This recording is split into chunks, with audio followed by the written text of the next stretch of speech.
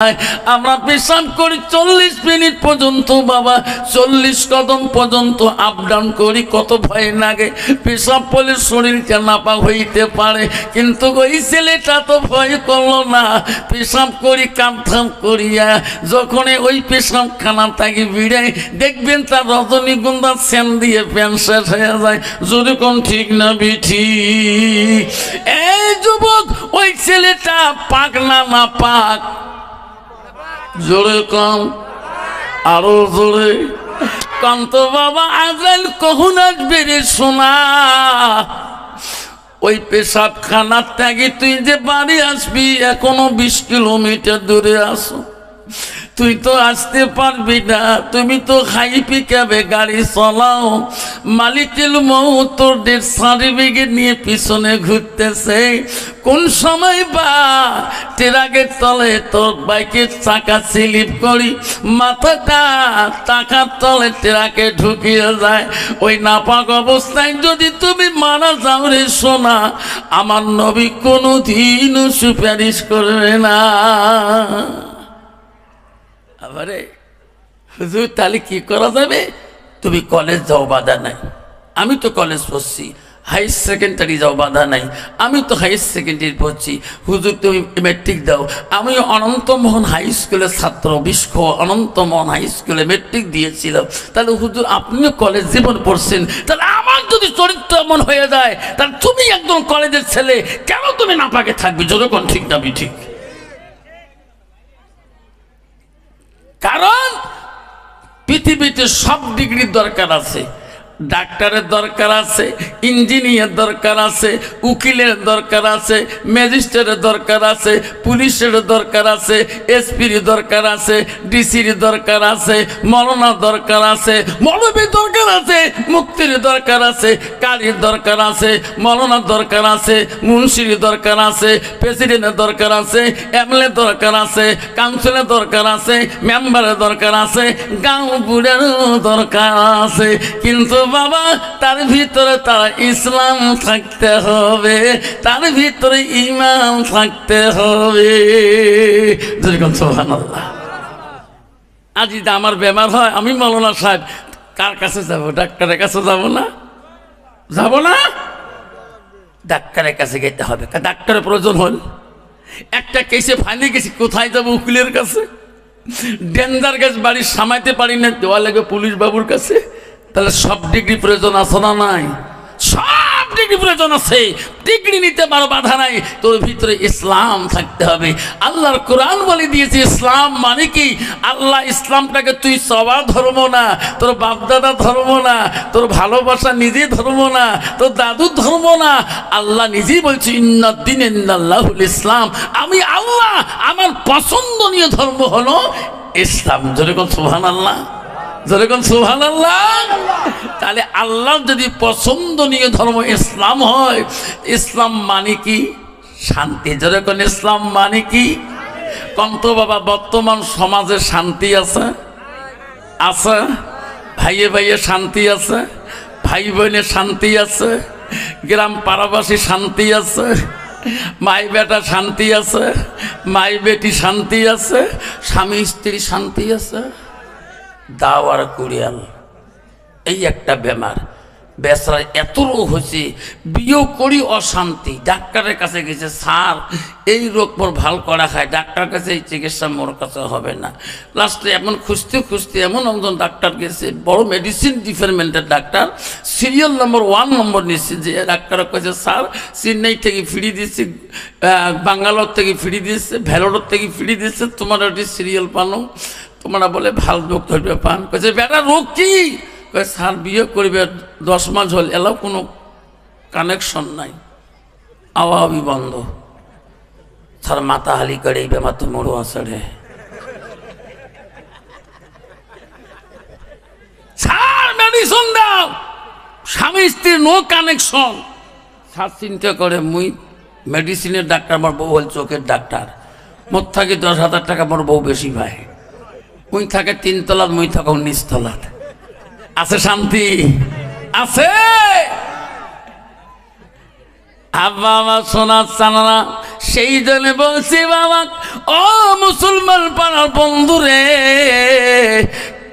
1 লাখ টাকা বেতন পালে শান্তি হবে না, 2 লাখ টাকা বেতন পালে শান্তি হবে না।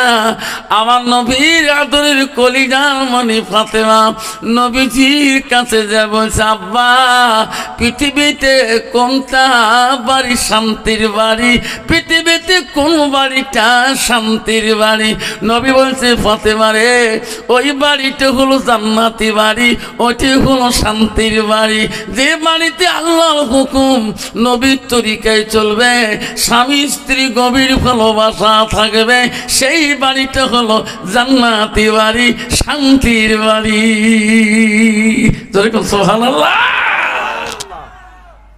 কোটি টাকার মালিক মন মলিন নিয়ে স্বামী বসে থাকে অফিসে যে, কেরে ভাই শান্তি নাই, বাড়ি যে মোর মতো মুই চলাম, পাইলে মুইয়ে প্রেশার কুবড়ো চা বানে খান, ঠিক না ঠিক?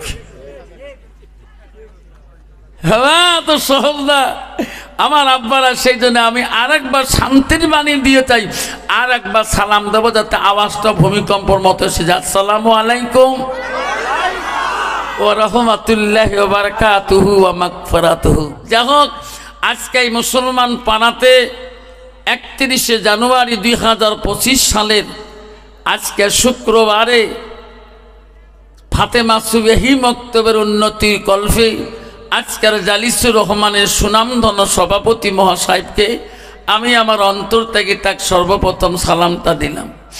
আরও সালাম দিলাম দূর দূরান্ত থেকে আগত বা স্থানীয় আকাশে তারকা নিচেন ওলামা দিনকে আমি সালাম দিলাম।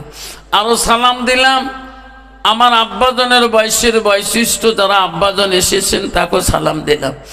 আরও সালাম দিলাম পর্দার আড়ালে থাকা নিরলে থাকা অন্তর দুলালি মা বোন খালাগণ ফুবুগণ মাসিগণকে। আরও সালাম দিলাম আমার বয়সের বন্ধু, ছোট ছোট ভাই, ছোট ছোট বোন, সোনামণি কলিমণি, সবাইকে সালাম দিয়ে আমি আমার বক্তব্য শুরু করলাম। তার আগে একটু আল্লাহকে স্মরণ করবো। লা ইলাহা পড়লা ইলাহা পড়লা ইলাহা জোরে লা ইলাহা সবাই পড়লা ইলাহা। আকাশ মালিক যে আল্লাহ, জমিনের মালিক সেই আল্লাহ, পড়লা ইলাহা। চন্দ্রের মালিক যে আল্লাহ, সূর্যের মালিক সেই আল্লাহ, পড়লা ইলাহা। রেজেকের মালিক যে আল্লাহ, মহুতের মালিক সেই আল্লাহ, পড়লা ইলাহা। জান্নাত মালিক যে আল্লাহ, জাহান্নামের মালিক সেই আল্লাহ, পড়লা ইলাহা পড়লা ইলাহা।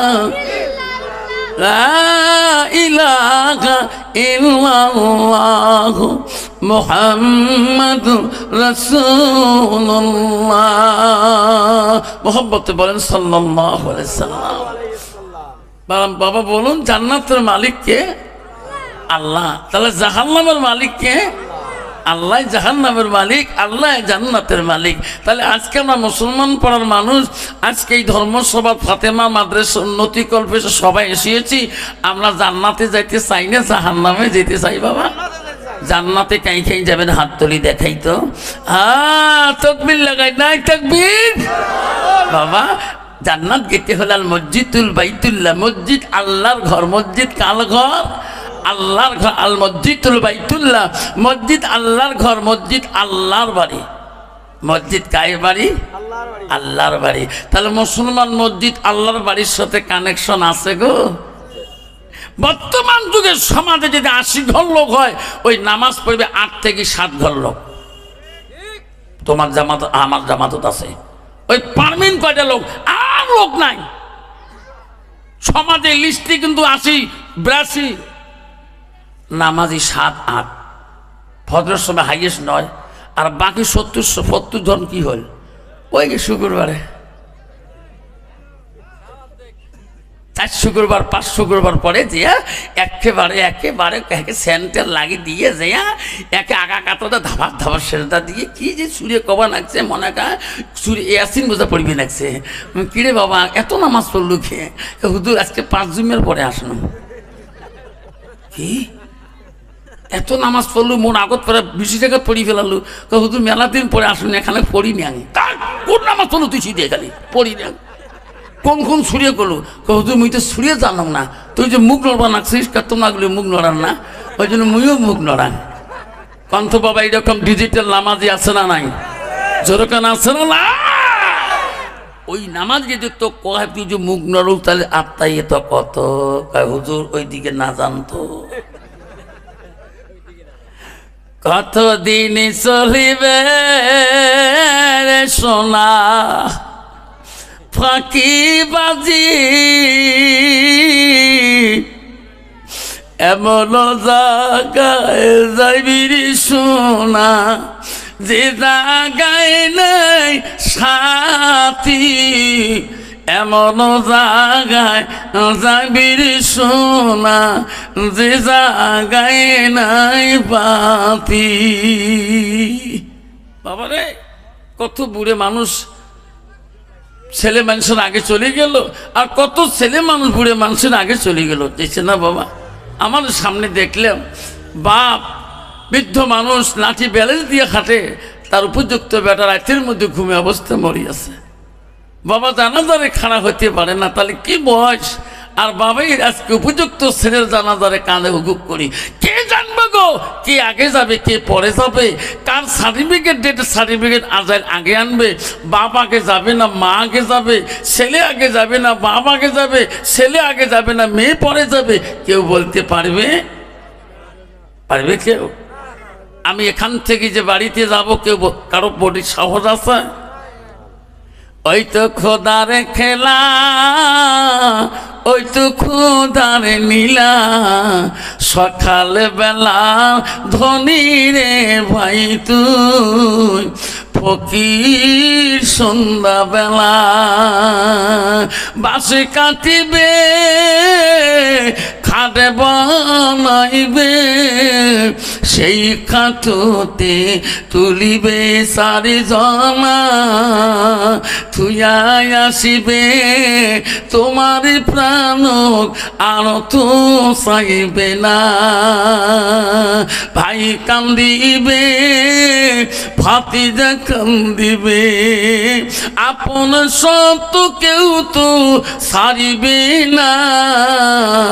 ঘরের বিবি কান্দিয়া মিটাবে বাসনা, নদীর পারে ভাঙ্গে ও পারে বাঁধে, ও পারে বাঁধে ই পার ভাঙ্গে, ওই তো খোদার খেলা।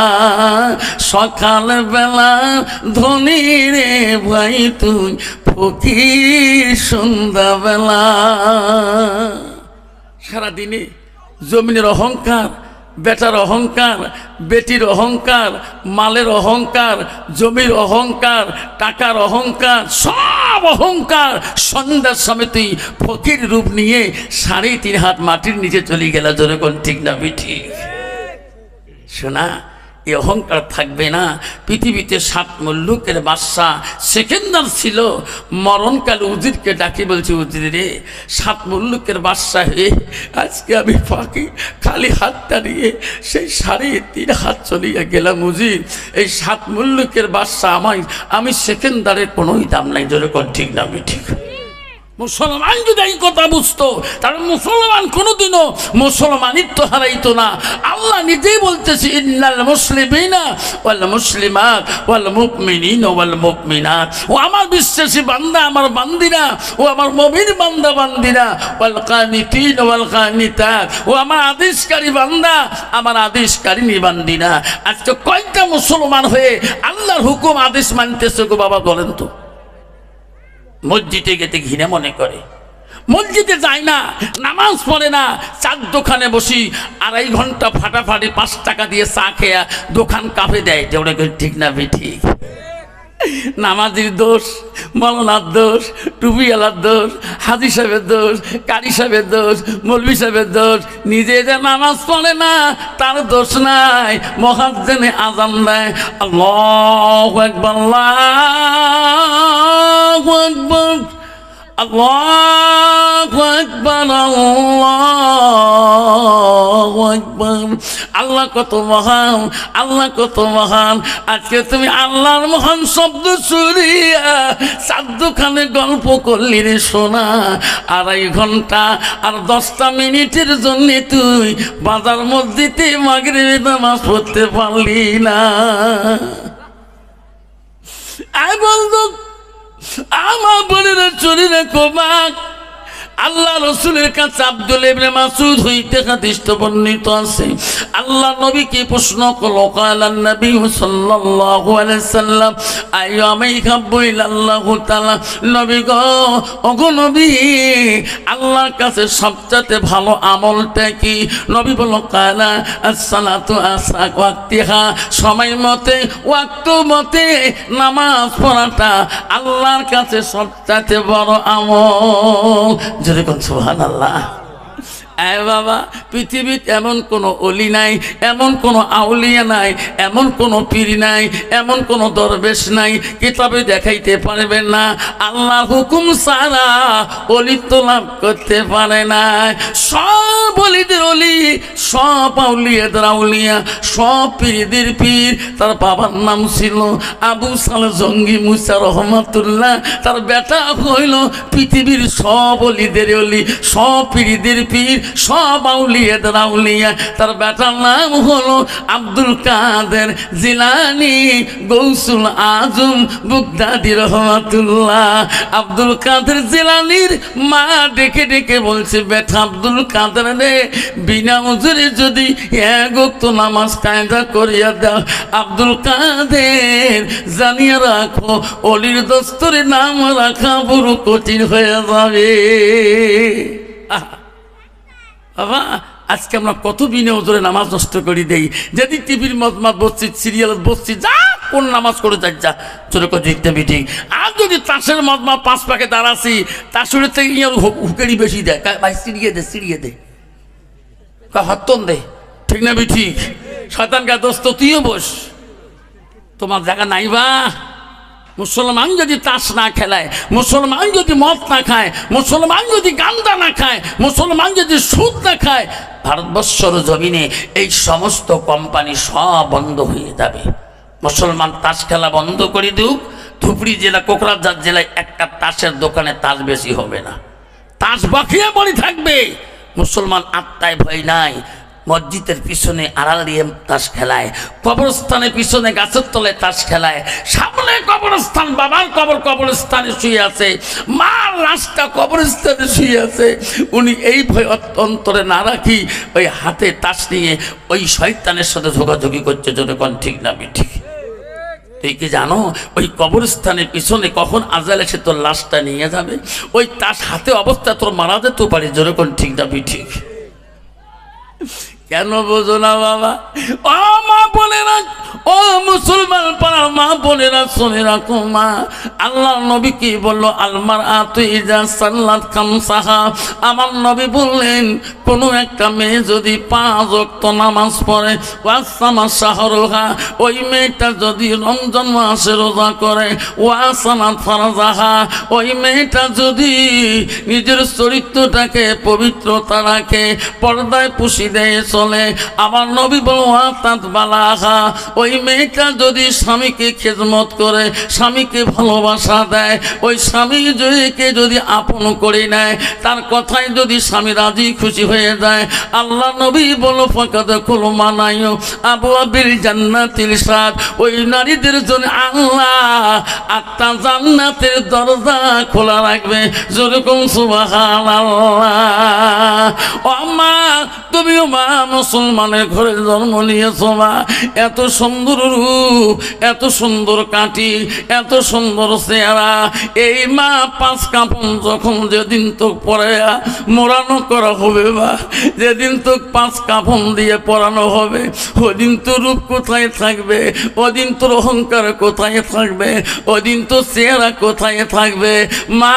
এই চেহারা তোর কবরে চলে যাবে মা, এই মাটি তোকে ধ্বংস করিয়ে দিবে। মা শুনে রেখে মা, কেন তুই বুঝিস না রে মা? পৃথিবীতে ও মা বিশ্বনবী রাসূলুল্লাহ একদিন ফাতেমা রাদিয়াল্লাহু আনহার বাড়িতে চলিয়া গেলেন। নবীজি ডাক মারল, আম্মা গো ফাতেমা বাড়িতে আসো কি?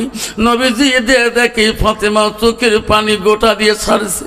মা তুমি কান্দো কে মা? কি হয়েছে তোমার? আব্বা 2 দিন থেকে রান্না করা কোনো খাদ্য নাই, 2 দিন থেকে আমার চৌকে কোনো আগুন জ্বলে না। নবী বলছে, বেটি রে ফজরের নামাজ পড়ছো কি? আব্বা কেন পড়বো না, আমি নামাজ পড়েছি। নবী বলছে, ফাতেমা তুমি যদি নামাজ পড়ছো তোর বাড়িতে রিজিকের অভাব হয় না। যেরকম সুবহানাল্লাহ। সত্যি কি তুমি নামাজ পড়েছো?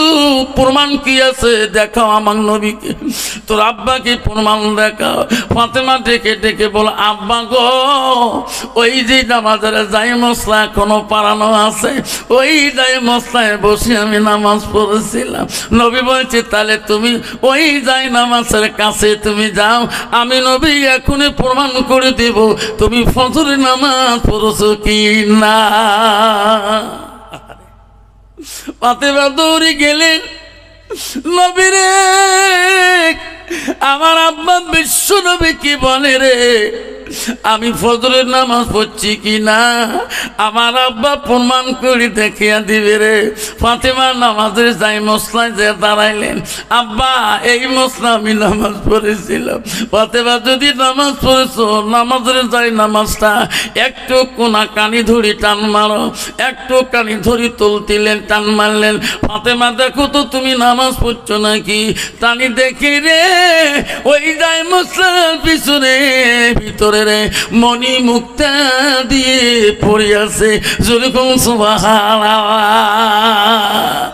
আব্বা এই নাম মশলার ভিতরে মণি মুক্তা কেন? এলে তো মুলুকের বাদশাদের ধন। বেটি তো চোখের পানি দেখি আমি সহ্য করতে পারলাম না। বেটি রে জন্মে জীবনে শান্তি হবে, এই দুনিয়ায় শান্তি পাবি, পরকালে তুমি শান্তি পাবি না। নে নে দুনিয়ার সম্পদ নিয়ে শান্তি থাক, পরকালে শান্তি তুমি আর পাবা না। বেটি বল পরকালে শান্তি চাও না দুনিয়ার শান্তি চাও? পাতে বাবু, আব্বা গো আমি দুনিয়ার শান্তি চাই না, আমি পরকালে শান্তি চাই। বেটি তাহলে মশলা আমাদের ছাড়িয়ে দাও। ছাড়ি দেওয়ার সাথে দেখে ওই মণি মুক্তি আর ওখানে নাই। যেরকম সুবহানাল্লাহ। বাবা কত মা বোন আছে, আম্মারা মনে রাখেন, শোনার চালারা আমার বোনরা শুনে রাখেন, তোমার স্বামী যতটুকু দিন মজুরি করে কাম করি আনে অতটুকু উপরে তো সন্তুষ্ট থাকা দরকার। যেরকম ঠিক না ঠিক?